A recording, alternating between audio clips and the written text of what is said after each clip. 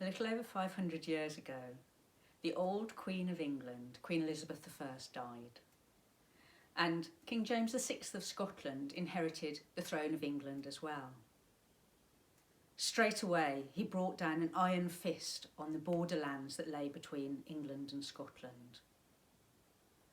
These lands had been ravaged by the ruthless border families, the border reivers, for 300 years. They crossed the border this way and that, murdering, burning villages and stealing cattle and goods from each other. And when they went crossing the border, they turned their eyes inward to their neighbours and countrymen and reived from them as well. The exploits of the border reivers are kept in ballads and legends which tell of their battles and their feats of heroism and daring do. Two such old diehards were old Wat Scott of Harden and Sir Gideon Murray of Elibank. Now they were old foes. Their lands bordered and butted up against each other, and both families took every opportunity of stealing from each other, and both families suffered the reprisals of their vendettas. Now, old Wat of Harden had a son called Willie Scott, who was known as young Wat of Harden. Now, young Wat was strong, handsome, very popular amongst his friends and peers. And he decided that it was high time that he took a raid to Elibank to lift some of Sir Murray's cattle. Now, Sir Murray bred very famously good cattle.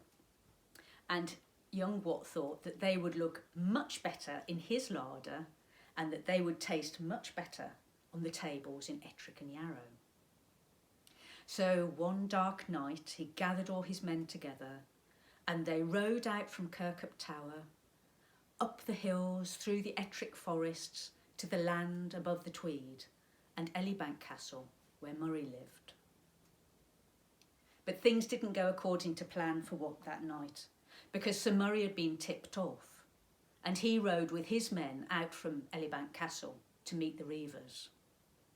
And in the skirmish that followed, the floor of the forest was soaked in blood, and young Wat was captured and trussed up like a sheep and dragged back to the castle of Elibank, where Lord and Lady Murray looked coldly as the prisoner was thrown into their damp, dark, uncomfortable dungeon. Now, under normal circumstances, a reiver caught red-handed like that was strung up immediately. No questions asked. It was the custom of the marches. But on this occasion, Sir Gideon Murray had had so many of his cattle stolen recently that he wanted to make an example of Wat. He decided that he would invite all his friends and neighbours and other interested parties to a public hanging, and that would show everyone not to cross him. Now, Lady Murray had a different idea. She thought it was a terrible shame that such a young, very handsome man, and one who was virile and liked, should have to die so early. She thought it a great pity.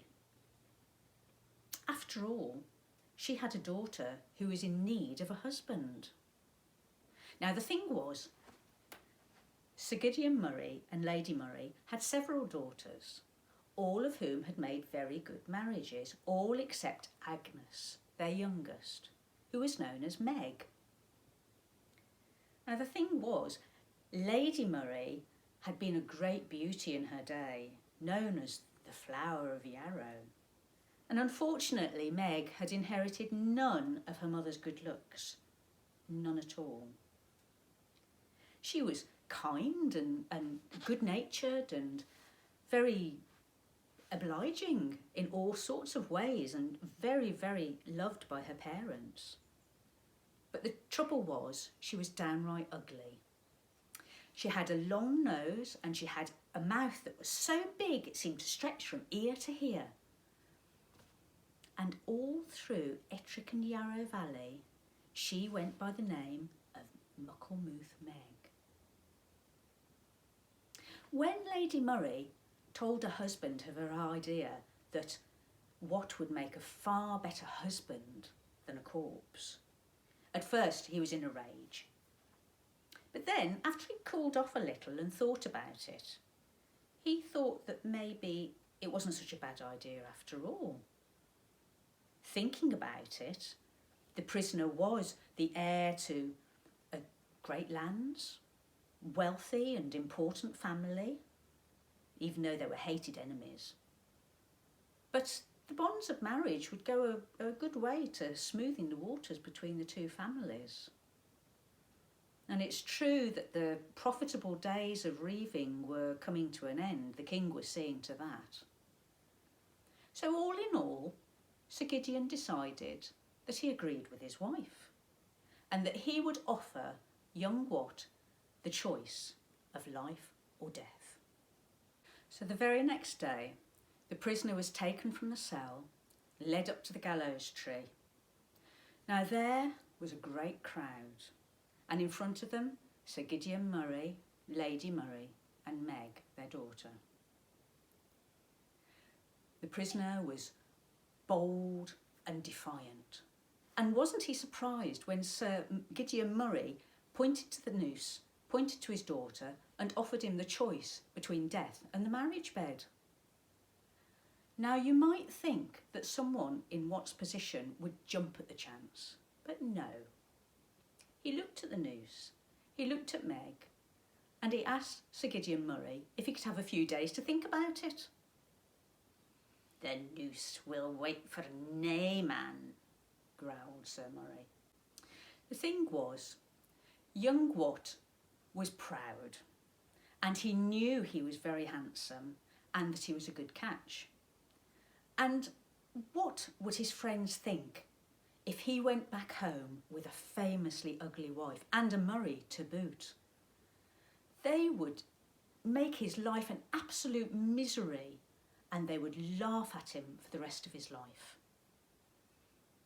He looked at the noose and he looked at Meg, and he thought that he liked being alive.